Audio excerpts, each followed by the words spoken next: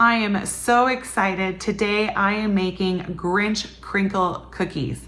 Over the past couple years, I have noticed that traditional classics like hot chocolate, fudge, thumbprint cookies have all been given Grinchy twists by making them red and green. But the crinkle cookie is a little interesting because not only is it green, it is also has a legitimate heart on the cookie. Now, these hearts can be really hard to find this time of year. I personally looked at multiple places for them, could not find them anywhere. But at Michael's, they did have these pink and white confetti hearts. So the pink ones are gonna be the ones I'm gonna use. They'll just have to do because I cannot find red. If you have Valentine's cinnamon hearts still around, those will work. Also, I guess if you made if you have a little template and a little stamp almost for fondant, that would work. If you want to get really crafty and make your own out of royal icing, almost like making your own sprinkle, that's an option as well. For me, I do not have that time, so I cannot do that. So pink is going to be my Grinchy heart this year. Here are the ingredients that you are going to need to make these crinkle Grinch cookies. First up, you will need 2 cookie sheets lined with parchment paper.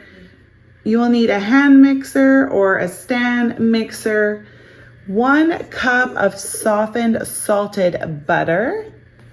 For our sugar, 1 cup of white sugar, 1/2 cup of brown sugar.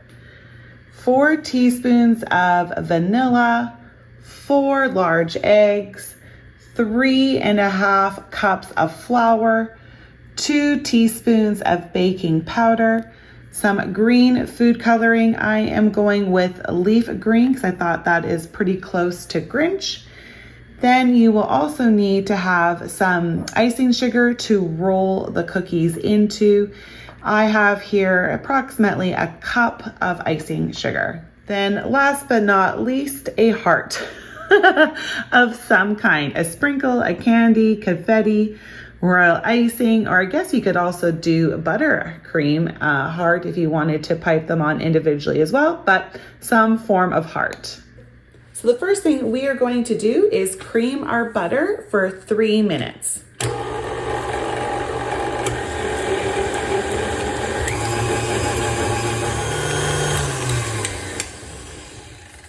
So you will see here that the butter is a much lighter color and it's very fluffy. That is how you know you have beat it enough. Now we are just gonna scrape down the bowl and the beaters and then add in our sugar. All right, the 1 cup of white sugar, 1/2 cup of brown sugar is next. Just dump it all in and then we are going to beat it again for another minute.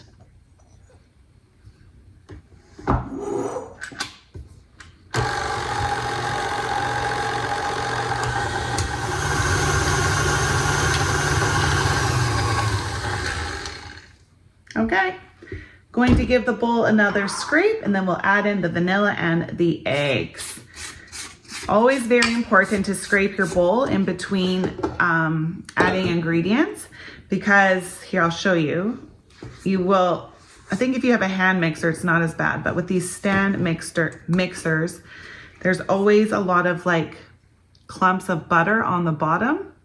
And so if that is in one of the cookies, if one of the cookies has a lot more butter, it's just going to make it like a pool of butter underneath a very, very flat cookie. So that is why we always scrape down our bowls and our beaters just to make sure, I got there right in time, just to make sure that everything is mixed properly and that every cookie has the same amount as possible of ingredients in each one. For Christmas, I've actually asked for an attachment that has a spatula on one of the sides so that I don't have to do this as much. So we will see if I get that. All right, 3 teaspoons of vanilla. This one has a lot of vanilla. You can also add in almond extract if you like. Or, there we go, or peppermint, if you want to make it like green and pepperminty. The colors definitely will match the flavor, but I am going with just straight vanilla. I am a clean up as I go kind of baker as well. So there we are, vanilla's gone. All right, next up, 4 eggs.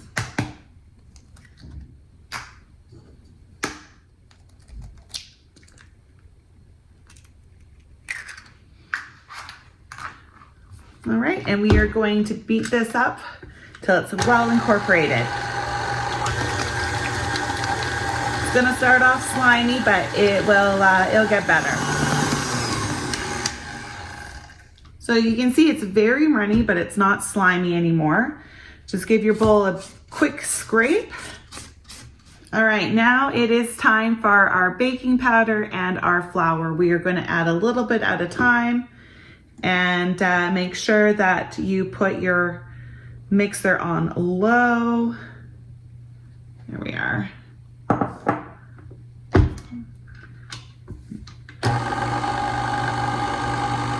And a little bit more.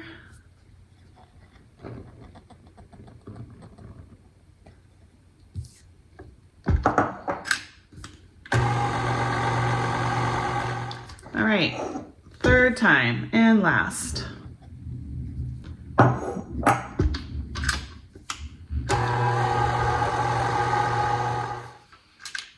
right, you'll notice the dough is a lot thicker now. Doesn't look like we're making a cake. I'm gonna clean everything off and then add in the food coloring. If you have liquid, then of course just add a couple drops. If you have gel like I do, I personally like to use toothpicks to add in my coloring because I find that if I use a spoon, sometimes I just add too much. But yeah, if I need it to be a really dark color, I just use a spoon. So I put a little bit on a toothpick and just put it in and swirl it and try to get it off. I'm going to mix it up, and if I need to add more, then I will just take out another toothpick and do so. But with the gel, a little goes a long way. So let's see.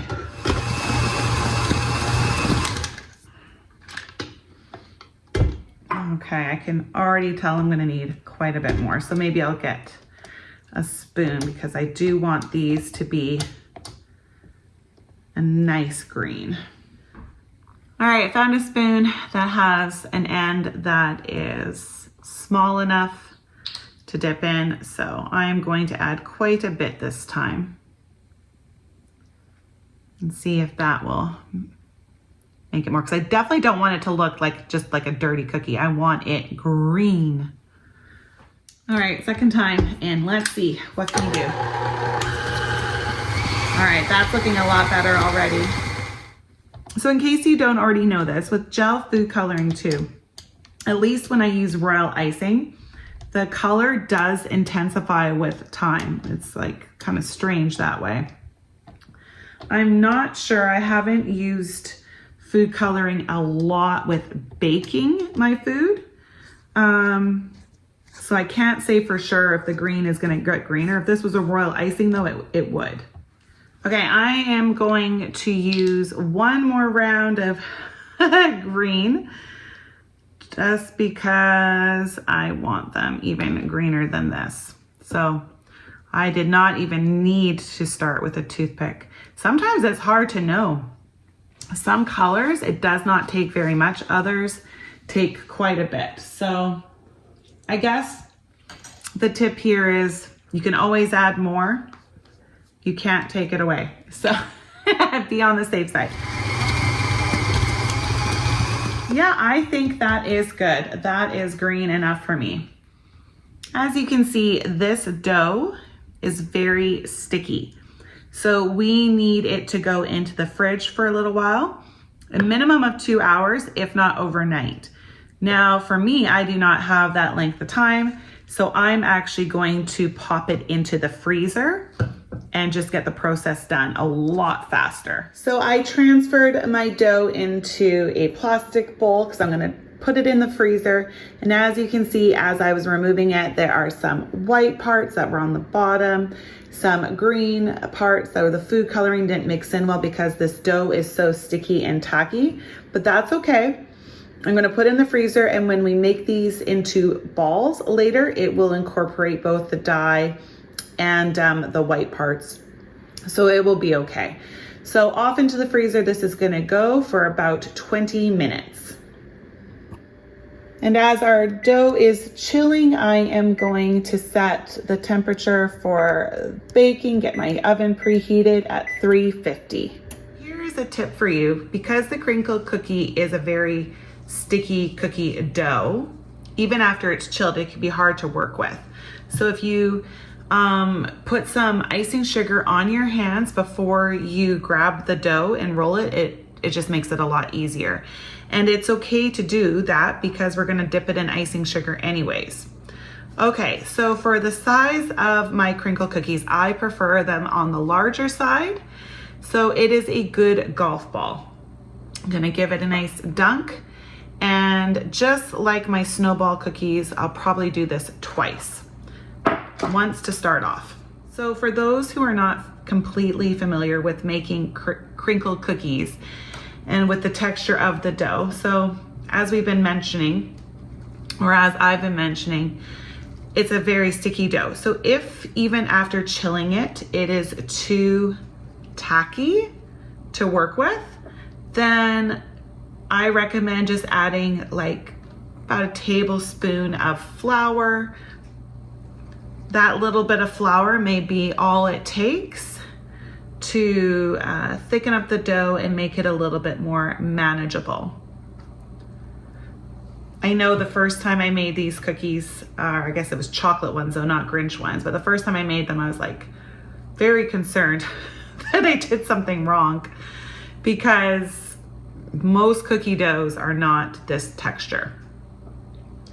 But these ones are. But the good news is that the icing sugar does stick really well because of the stickiness of the dough. All right, try your best to make them as even as possible. So you can see I'm having to grab more sometimes and then put some dough off back into the bowl other times. This will just help, especially with it being a larger cookie that I'm making. I don't want some to be too big and then raw inside. Now they are gonna spread out, so I am doing only 9 cookies for this cookie sheet. All right, there we are.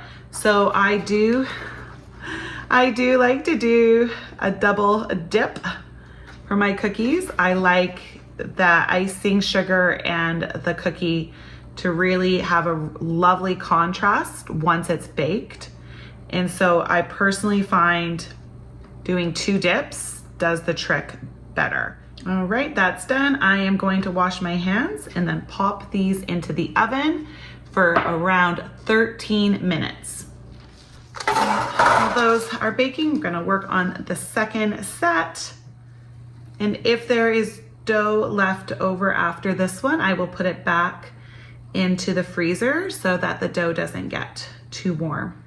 My second batch has been a double dipped, and I actually did need to top up my icing sugar because these babies use a lot. All right, let's talk about what you're looking for to know your cookie is done.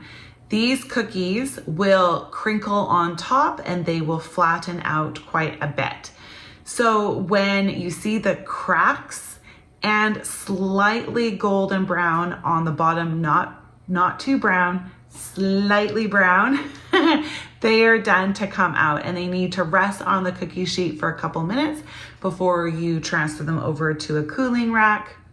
Okay, my first batch is out and on the cooling rack, and I've lined up my confetti hearts. I will be honest with you, I've never dealt with edible confetti before, so I'm not too sure how it reacts. I think that it's okay to put it on the cookie while it's still a tiny bit warm. My experience is if you put embellishments on with it cold, they don't stick whatsoever. Oops, there goes that heart. This one broke a little bit. They are fragile. Let's see, okay, no one will know, hopefully. Anyways, I'm just hoping that these do not dissolve.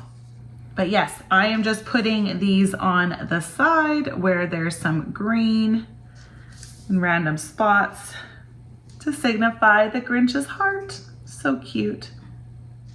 Now, if you're gonna use frosting though, or royal icing, please just do make sure that the cookie is fully cooled first. But I think for a sprinkle, or this confetti, I think it's fine to put it on while they're still warm. They seem to be doing well. My second batch is about to come out of the oven, but I thought I'd show you my third. I made 17 smaller sized cookies just to see if they will crack more like my fudge ones will. Maybe with the vanilla, it's smaller is better. We will see. This is a little experiment that I'm going to do. Worst case scenario, they're exactly the same. And I got smaller cookies out of the deal. Okay, let's put these in and see how they do. Okay, the smaller ones just came out of the oven. As you can see, they crackled up just the same as the large ones. So no difference depending on the size that you make the cookies. And there is the finished product side by side, the small and the large. The first batch I put on a plate because they were cooled enough, because these cookies you cannot stack. Small and large put together. Now that I'm looking at them side by side, I actually think I prefer the small. Huh, interesting, huh? Yeah, I think I prefer the small. So large chocolate crinkle cookies, small Grinch crinkle for the future. Now, when it comes to freezing these cookies, crinkle cookies you can freeze, they freeze quite well. The only uncertainty I have is regarding the edible confetti. It is the first time I've worked with it. I do not personally know how it freezes and thaws. I'm guessing it's gonna be okay, and I'm going to take the risk. Sprinkles are fine. If you make them out of royal icing, it's okay. Buttercream should be fine as well, as long as they are not stacked. But with the candy hearts, I think leave them off. I think if you're gonna put a candy heart on the cookie, I have a feeling that that would become a little bit gummy and wet and sticky after thawing. So if you're gonna add those, maybe, and if you have to freeze the cookies, freeze them. When they're thawed, add the candy heart on top. Or just don't freeze them, eat them right away. Thank you so much for baking with me today. If you have any questions or comments, please leave them below. And also tune in next time to see what I'm baking next. Bye everyone.